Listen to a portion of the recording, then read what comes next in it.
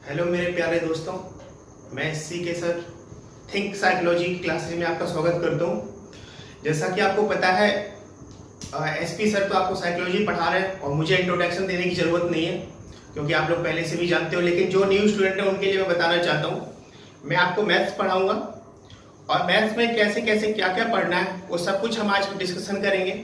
और जो हमारा बेसिक टॉपिक शुरुआत होगा वो नंबर सिस्टम से शुरुआत होगा, क्योंकि नंबर सिस्टम शुरुआत करने का रीजन ये है क्योंकि बेसिक कैलकुलेशन, संख्याएं कितनी प्रकार की होती हैं, हम मैथ को कैसे डिफाइन करेंगे, उसका एक्सप्लेनेशन कैसे होगा, वो सब कुछ हम किसमें पढ़ेंगे, नंबर सिस्टम। और आपको मैं ये भरोसा दिलाना चाहता हूँ कि मुझे ज्यादा कहने की जरूरत नहीं है, जितना पढ़ाया जा रहा है उतना ही इनफ है, इससे एक्स्ट्रा आपको कोई पढ़ने की जरूरत नहीं है। तो हम लोग स्टार्ट करते हैं नंबर सिस्टम।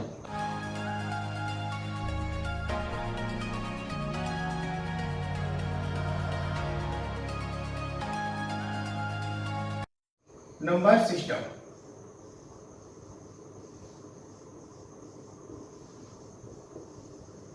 यानी संख्या पद्धति।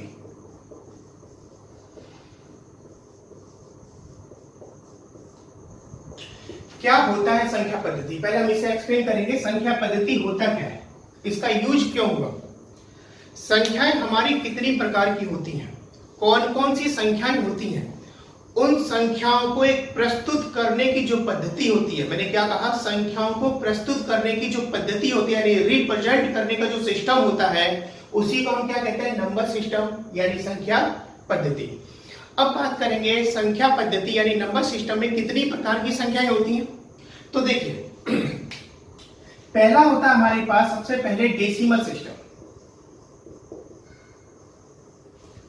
डेसिमल सिस्टम इसे हिंदी में बोलते हैं दशमलव पद्धति। पूरा का पूरा मैथ जो आपके सिलेबस में यानी एसएससी, आप एलडीसी तक बोल सकते हो, एलडीसी से ऊपर की बात नहीं कर रहे हम लोग, एलडीसी तक आपका डेसिमल सिस्टम से ही क्वेश्चन बनता है, इससे ऊपर क्वेश्चन नहीं बनता। लेकिन मैं आपके नॉलेज के लिए बता देता हूं क्योंकि एक बार रीट के एग्जाम में पूछ लिया गया था, ऑक्टाडेसिमल सिस्टम में यानी अष्ट दशमलव पद्धति में कितने अंक होते हैं, तो इसलिए मैं आपको लिखाते जा रहा हूं क्या क्या होता है। पहला मैंने क्या बताया, दशमलव पद्धति। दूसरा होता है बाइनरी सिस्टम, इसे हिंदी में बोलते हैं द्विआधारी पद्धति। द्विआधारी पद्धति। लेकिन अब तक जितनी भी बार एग्जाम में क्वेश्चन पूछा गया है, बाइनरी को बाइनरी ही कहा गया है, द्विआधारी नहीं कहा गया, ठीक है ना। तीसरा होता है हमारे पास ऑक्टा डेसिमल सिस्टम, और एक चौथा होता है हमारे पास हेक्सा डेसिमल सिस्टम। ये जब भी एग्जाम में पूछा जाएगा तो आपको हमेशा इंग्लिश वर्ड ही दिया जाएगा, हिंदी वर्ड नहीं दिया जाएगा, ठीक है। तो हम बात करते हैं, शुरुआत करते हैं डेसिमल सिस्टम से।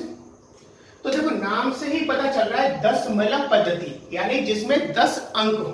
क्या हो, 10 अंक हो। तो क्या क्या हो सकते हैं अंक, तो आप कहोगे 0 होगा, 1 2 3 4 5 6 7 8 9।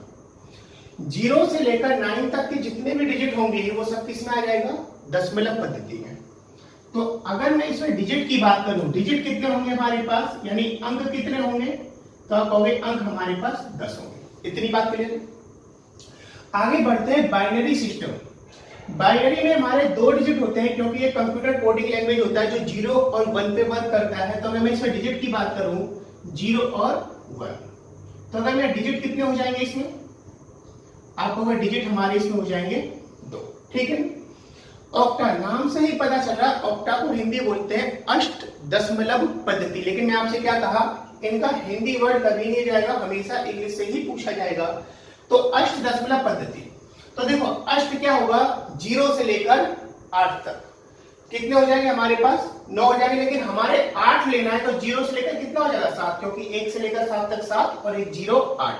तो आप लिखोगे 0 1 2 3 4 5 6 7। इसमें कितना हो जाएगा 0 से लेकर 7 तक ऑक्टाडेसिमल सिस्टम, यानी डिजिट कितने हो जाएंगे, तो आपको डिजिट हमारे पास हो जाएगा 8। आपको केवल इसमें इतना ही याद रखना है, बाइनरी सिस्टम में कौन कौन से डिजिट होते हैं, 0 1, कितने डिजिट हो गए 2। ऑक्टा में कितने होते हैं 8, 0 से लेकर 7 तक, और डेसिमल में कितने होते हैं 10, 0 से लेकर 9 तक। अब बात करते हैं हेक्साडेसिमल सिस्टम की।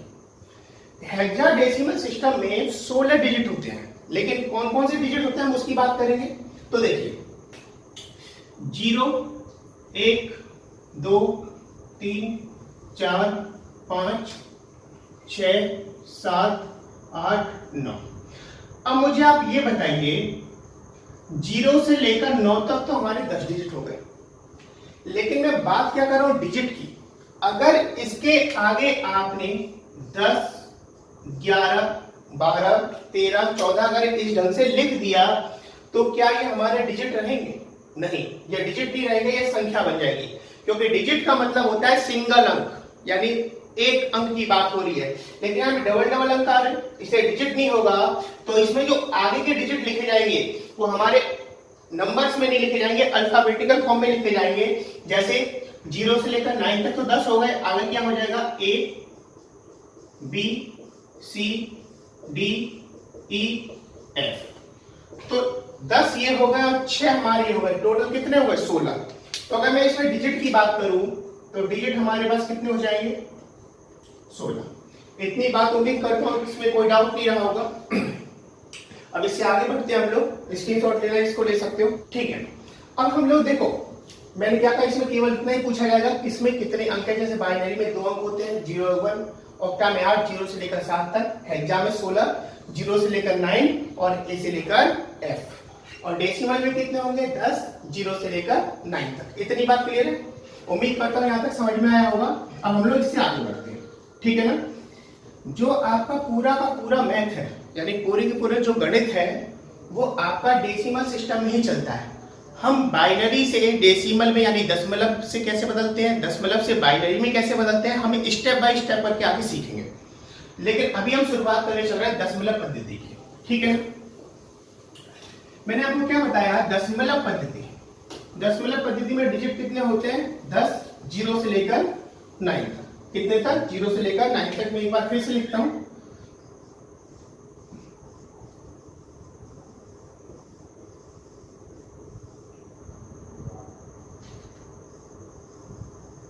डेसिमल सिस्टम कितने डिजिट होता है? 0 1 2 3 4 5 6 7 8 9। अब मुझे आप ये बताओ प्यारे बच्चों, दुनिया की सारी संख्याएं केवल इन्हीं अंकों से तो मिलके बनी होती हैं? बोलिए। तो आप कहोगे हाँ। तो आपका जो मन किया आप एक संख्या बना, जो मन करे वो। तो मैंने क्या किया, इन अंकों से मिलाकर मैंने एक संख्या का निर्माण कर दिया। क्या निर्माण कर दिया? संख्या का। और संख्या जो मैंने लिखा, संख्या लिखा मैंने 9 8 7 2। आपका जो मन करे लिख सकते हो। हमने क्या किया, इन अंकों से मिलाकर एक संख्या का निर्माण किया। अब संख्या में हमारे पास 2 तरह के सवाल बन सकते हैं। क्या क्या बन सकता है इन संख्याओं से? 2 तरह के सवाल ये बन सकता है, एक आपसे पूछा जाता है और मोस्टली एग्जाम में पूछा ही जाता है, आप प्रीवियस ईयर के पेपर उठा के देखोगे तो एक पूछा जाता है स्थानीय मान। स्थानीय मान जिसे इंग्लिश में बोलते हैं प्लेस वैल्यू। और एक होता है जातीय मान।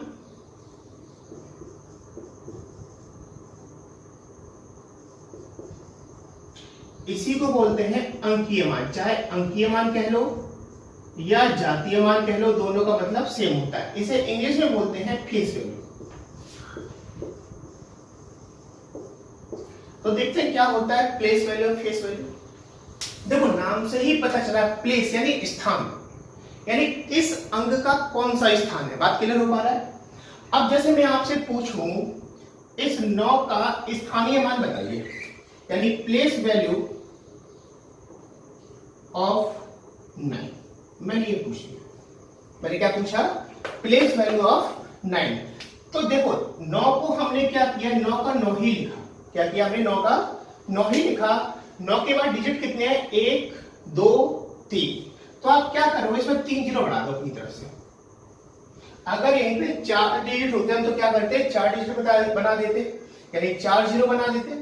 लेकिन यहाँ पे 3 अंक थे, हमने क्या किया, 3 जीरो। तो जिसका पूछा जाए उसको सेम टू सेम कॉपी करो और आगे जितने अंक हैं उसकी जगह हम क्या लगा देंगे, जीरो। ठीक है ना। तो इसका कितना हो गया, 9000। जैसे मैं अब आपसे पूछूं 8 का स्थानीय मान क्या होगा, तो आप 8 की 8 कॉपी करोगे, बात क्लियर हो पा रहा है। 8 के बाद कितने डिजिट है, 2, तो आप क्या कर दोगे, 2 जीरो लगा दोगे। बात समझ में आ पा रहा है सभी को। अगर यहीं पे पूछा जाए 7 का स्थानीय मान क्या होगा, तो 7 का 7 कॉपी करोगे। बताओ 7 के बाद कितने अंक हैं, 1 अंक है, तो 1 अंक का मतलब 1 जीरो। अगर यहीं पे मैं आपसे पूछूं 2 का स्थानीय मान क्या होगा, तो आप कहेंगे 2 का स्थानीय मान 2 ही होगा, क्योंकि 2 के बाद हमारे पास कोई भी अंक नहीं है। देखिए कोई भी अंक नहीं है, तो 2 का क्या हो गया, 2। इतनी बात क्लियर है सभी को। देखिए अब आगे बढ़ते हैं। अब हम लोग अभी हम इसके ऊपर सवाल करेंगे, पॉइंट वाले, भिन्न वाले, जैसे जैसे सवाल आते हैं हम सवाल करेंगे, लेकिन अभी पहले बेसिक समझो, ठीक है ना। अब यहाँ पे आता है जातीय मान या अंकीय मान कह सकते हो, या इसी को कैसे कह सकते हो, फेस वैल्यू। अब आप एक नाम साफ साफ दिख रहा है, फेस। क्या दिख रहा है, फेस। फेस का शाब्दिक अर्थ अगर हिंदी में पूछा है तो आपका कोई चेहरा होगा। तो आप ये बताइए 9 के चेहरे की तरह, यानी 9 के फेस की तरह कौन दिखेगा, 9 ही दिखेगा। 8 तो नहीं दिख सकता, या 7 तो नहीं दिख सकता। तो आपसे पूछा है फेस वैल्यू बताइए, तो मैं यहां पे लिख देता हूं फेस वैल्यू ऑफ, नहीं, अगर आपसे फेस वैल्यू पूछा जाए तो वही अंक इसकी फेस वैल्यू हो जाएगी। तो 9 का क्या हो जाएगा, 9 हो जाएगा। अगर यहीं पे 8 का पूछ लिया जाए तो क्या हो जाएगा, 8 हो जाएगा, क्योंकि 8 की फेस की तरह 8 ही दिखेगा। 7 का फेस वैल्यू 7 होगा, और यहीं पे 2 का फेस वैल्यू क्या हो जाएगा, 2 हो जाएगा। इतनी बात में किसी को समस्या हो तो आप कमेंट बॉक्स में लिखिएगा, नेक्स्ट क्लास में उसका मैं डिस्कशन करूंगा, ठीक है ना। अब आप एक चीज ध्यान से समझो, आपका ये क्या है, इकाई अंक यानी यूनिट डिजिट, ये दहाइकांक, ये सैकड़ा का, हजार का। तो आपने देखा जो इकाई अंक है उसका स्थानीय मान और अंकीय मान दोनों समान है या नहीं है। तो अगर भविष्य में कभी भी ऐसा क्वेश्चन बन जाए, जैसे मान लीजिए एक संख्या, यही संख्या दे रखी हो 9872, इसमें से पूछे निम्नलिखित में से किस अंक का स्थानीय मान और जातीय मान समान होगा, तो आप क्या लगाओगे, इकाई अंक का या फिर 2 का। बात क्लियर हो पाया। तो यहाँ पे एक मैं पॉइंट लिखाना चाह रहा हूं, क्या मैं इसको मिटा दूं, तो ठीक है मैं इसको मिटा कर अगले पॉइंट की तरफ बढ़ रहा हूं। एक पॉइंट आप नोट करके लिखना,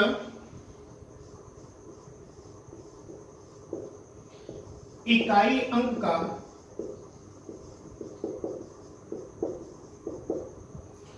स्थानीय मान तथा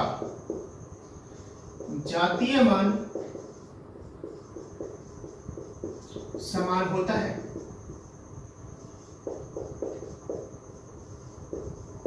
इतनी बात क्लियर है सभी को, ठीक है। अब हम इसके तरफ कुछ क्वेश्चंस करेंगे, फिर हम आगे थ्योरी की तरफ बढ़ेंगे। थ्योरी बताने का रीजन ये है, मैं डायरेक्ट सवाल पेज पे नहीं आ रहा हूं, क्योंकि जब आप पेडागोगी में पढ़ाऊंगा तो उसमें सारी की सारी थ्योरी आपको यूज होगी, ठीक है ना। तो मैं इसे मिटा रहा हूं, जैसे हम क्वेश्चन की तरफ बढ़ते हैं। कुछ क्वेश्चन मैं करा रहा हूं स्थानीय मान अंकीय मान को लेकर। जैसे मैंने पहला क्वेश्चन लिखा, पहला जो क्वेश्चन है एकदम सिंपल क्वेश्चन दे रहा हूं केवल समझाने के लिए, लेकिन एग्जाम में इतने सिंपल क्वेश्चन नहीं आते, ठीक है ना। जैसे यहाँ पे लिखा मैंने 4 3 5 4 में 4 के स्थानीय मानों का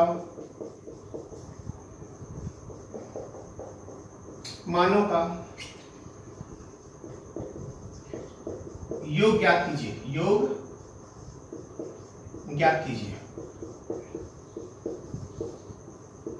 अभी हम सब तरह के सवाल करेंगे, पॉइंट वाले, भिन्न वाले, सब तरह के, ठीक है। अब मुझे आप ये बताइए, मैंने क्या कहा, 4 के स्थानीय मानों का योग ज्ञात कीजिए। अब जैसे मैंने यहां पे लिखा 4 के स्थानीय मान, तो मैंने अभी आपको सिखाया था जिस किसी का भी स्थानीय मान निकालना हो तो जैसे मैं क्या कहूं, इस 4 का स्थानीय मान बताइए, तो आपने क्या किया, 4 का 4 कॉपी कर लिया। 4 के बाद कितने डिजिट है, 1 2 3, तो आप क्या करोगे, 3 जीरो लगा दोगे। अब मैंने पूछा इस 4 का स्थानीय मान बताइए, तो क्या इस 4 के बाद कोई अंक है, तो आप कहोगे नहीं है, तो उस 4 का क्या हो जाएगा, 4 का 4 ही होगा। तो योग पूछा, जब आप दोनों को जोड़ दोगे तो क्या होगा, 4 0 0 4, यानी 4004। लेकिन आपने देखा ये बहुत छोटा क्वेश्चन था जिसे आपने आसानी से कर दिया। अगर यहीं पे डिजिट में बढ़ा दूं, जैसे संख्या में बढ़ा दूं, जैसे दूसरा एग्जांपल देने जा रहा हूं मैं, यहाँ पे लिखा मैंने 3 5 7 3 1 4 3 2 1 3, मैंने ये पूछ लिया। चलो एक बार मैं 3 और बढ़ा देता हूं। अब मैंने पूछ लिया मैं 3 के स्थानीय मानों का योग बताइए। मैंने क्या कहा, 3 के स्थानीय मानों का योग बताइए। अगर आपने इस वाले सवाल को इस ढंग से करना शुरू किया तो इतनी देर में 3 सवाल हो जाएगा और समय यही ज्यादा ले लेगा। तो मैं इसको डायरेक्ट करना बता रहा हूं, ठीक है ना। तो डायरेक्ट करने से पहले सबसे पहले मैं आपको इसे एक्सप्लेन करूंगा और फिर मैं इस पे आऊंगा, ठीक है। तो मैं इस वाले पार्ट को मिटा रहा हूं। देखिए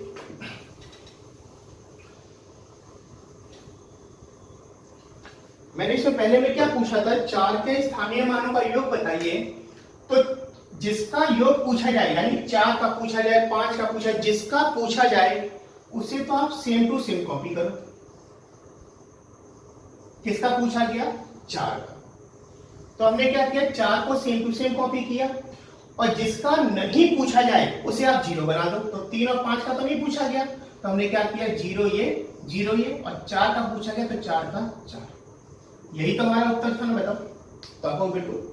अब जैसे मैंने इसमें पूछा 3 के स्थानीय मान का योग बताओ, तो मैंने क्या कहा, जिसका पूछा जाए उसे तो सेम टू सेम कॉपी करो। तो 3 का हमारा क्या हो गया, 3, और जिसका नहीं पूछा जाए उसे क्या कर लोगे, 0। तो 5 की जगह 0, 7 की जगह 0, और फिर 3 की जगह 3, फिर 1 की जगह 0, 4 की जगह 0, और फिर 3 की जगह क्या लिखोगे, 3, क्योंकि 3 का तो पूछा ही गया है।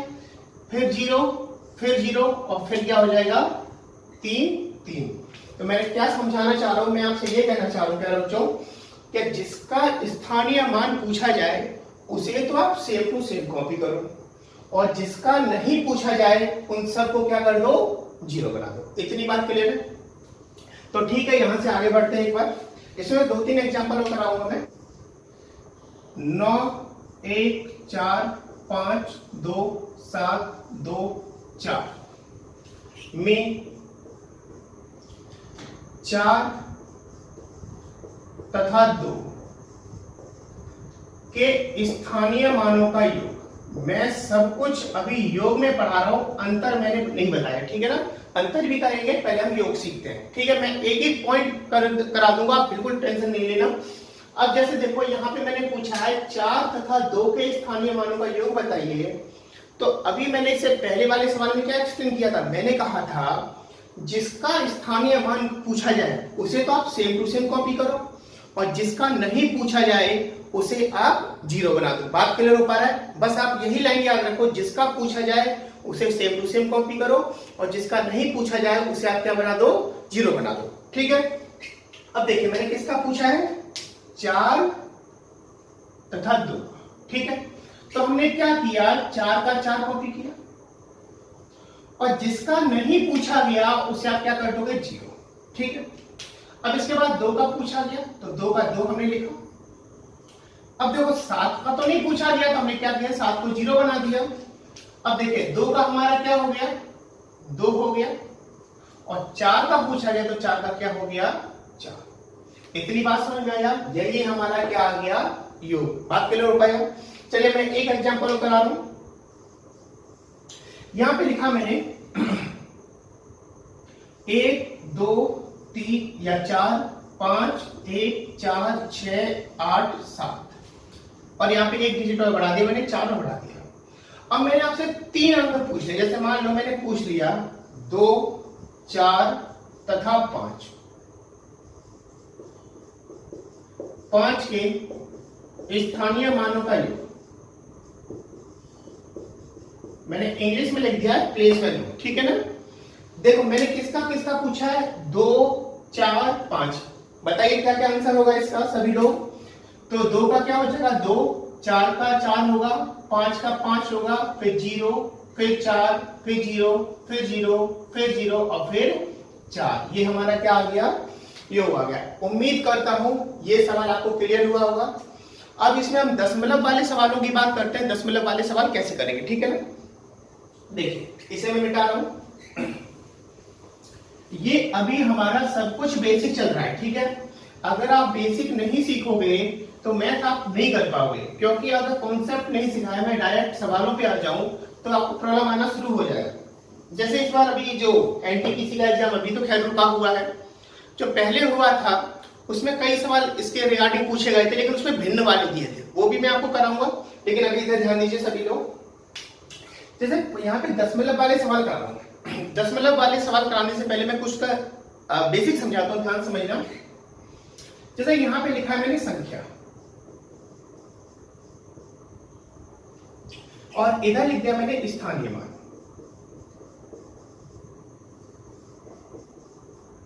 इधर क्या लिखा मैंने संख्या, इधर क्या लिखा मैंने स्थानीय मान। संख्या जो मन में आए वो ले सकते हो। तो मैंने एक एग्जांपल समझाने के लिए मैंने 4 ले लिया, मैंने क्या लिया 4। अब 4 का मैंने पूछ दिया 4 का स्थानीय मान कितना होगा, तो क्या इसके पीछे यानी राइट साइड इस साइड कोई डिजिट है क्या, तो आप कहेंगे नहीं कोई डिजिट नहीं है, तो 4 का स्थानीय मान क्या हो जाएगा 4 ही हो जाएगा। यही तो सिखाया था मैंने आपको। अब मान लो मैंने एक एग्जांपल लिखा यहाँ पे 0.4। अब ये बताओ, अब मैंने पूछा इसका स्थानीय मान क्या होगा, तो आप मुझे आप ये समझाइए दशमलव और 4 के बीच में कोई डिजिट है क्या। मैंने क्या कहा दशमलव और 4 के बीच में कोई डिजिट, तो वो नहीं है, तो इसका स्थानीय मान क्या होगा 0.4 का 0.4। बात क्लियर हो पाए। एक एग्जांपल और देता हूं मैं 4 का ही एग्जांपल इसलिए दे रहा हूं बार बार, क्योंकि आपको एक एग्जांपल से चीजें क्लियर हो जाए, ठीक है ना। अब जैसे यहां पे लिखा 0.34। अब मुझे आप ये बताइए दशमलव और 4 के बीच में कितने डिजिट है, तो आप कहेंगे एक डिजिट है। तो इस जो मैंने क्या समझाया था, जिसका पूछा जाए उसे तो कॉपी करो और बाकी सबको क्या कर दो 0 बना दो। तो यहाँ पे क्या होगा 0.04, क्योंकि हमारे पास केवल 4 का पूछा गया है, इसलिए 3 हमारा क्या बन जाएगा 0। तो आपको ये चीज समझ में आ गया होगा। कहने का मतलब ये है जिसका स्थानीय मान पूछा जाए उसे तो सेम टू सेम कॉपी करो और बाकी सबको क्या कर दो 0 कर दो। जैसे एक एग्जांपल देने जा रहा हूं 0.91843 ये दिया। अब मैंने पूछ लिया 4 का स्थानीय मान बताइए। मैं सब में क्या पूछ रहा हूं 4 का स्थानीय मान, 4 का सब में मैंने क्या पूछा है 4 का स्थानीय मान। तो देखो 4 से पहले कितने अंक है 3, तो 3 0 1 2 3 और 4 का 4। अब देखिए इस 3 की जगह आप 0 लिख भी सकते हो और नहीं भी लिख सकते हो, कोई फर्क नहीं पड़ेगा। जैसे ऐसा क्यों हो रहा है, जैसे यहां पे लिखा हुआ है 0.4 या आप इसे लिख दो 0.40, क्या कुछ फर्क पड़ेगा, कोई फर्क नहीं पड़ेगा। तो इससे चाहे आप ये 0 रखो या हटा दो, इससे कोई फर्क नहीं पड़ेगा। अब हम सवालों की तरफ बढ़ते हैं, 2-3 एग्जांपल इसके ऊपर करते हैं। जैसे मैं इसके ऊपर पहला क्वेश्चन देने जा रहा हूं पॉइंट वाले के ऊपर। यहां पे लिखा है मैंने 2 4 1 8 2 दशमलव 5 2 में 2 के स्थानीय मानों का योग, स्थानीय मानों का योग कितना होगा। सपोज दैट मान लीजिए यहां पे दशमलव है ही नहीं, तो 2 का स्थानीय मान क्या होगा बताइए। तो आप कहोगे 2 0 0 0 2 0 2, ये तो लगाओगे, बताओ। लेकिन आपने देखा था यहां पे हमारे पास दशमलव था, क्या था दशमलव, कितने अंक से पहले दशमलव था 2 अंक, तो आप क्या करो 2 का 2 अंक से पहले यहां दशमलव लगा दो। यही क्या हो गया दशमलव वाली संख्याओं के स्थानीय मानों का योग। बात क्लियर हुआ, यानी जहां दशमलव है वहीं पे आप क्या लगा दो दशमलव। उम्मीद करता हूं स्थानीय मान का योग आपको क्लियर हुआ होगा, ठीक है ना। अब एक सवाल हम अंतर वाला कर लेते हैं, उसके बाद हम लोग आगे बढ़ेंगे। जैसे यहाँ पे एक एग्जांपल लिखा मैंने, या पहले हेडिंग लगा दूं स्थानीय मानों का अंतर ज्ञात कीजिए।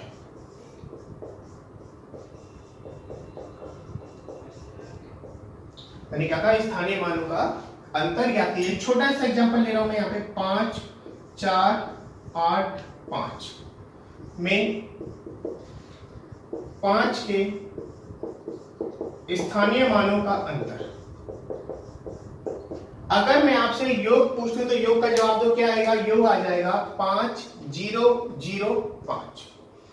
लेकिन हम लोग अंतर डायरेक्ट नहीं निकाल सकते। अंतर डायरेक्ट इसलिए नहीं निकाल सकते क्योंकि हमें एक कैरी लेना पड़ता है, हासिल लेना पड़ता है, इसीलिए अंतर आप डायरेक्ट नहीं निकालोगे। अंतर के लिए आपको डिटेल ही करना पड़ेगा। जैसे इस 5 का मैंने स्थानीय मान पूछा 5 0 0 0, यही तो होगा।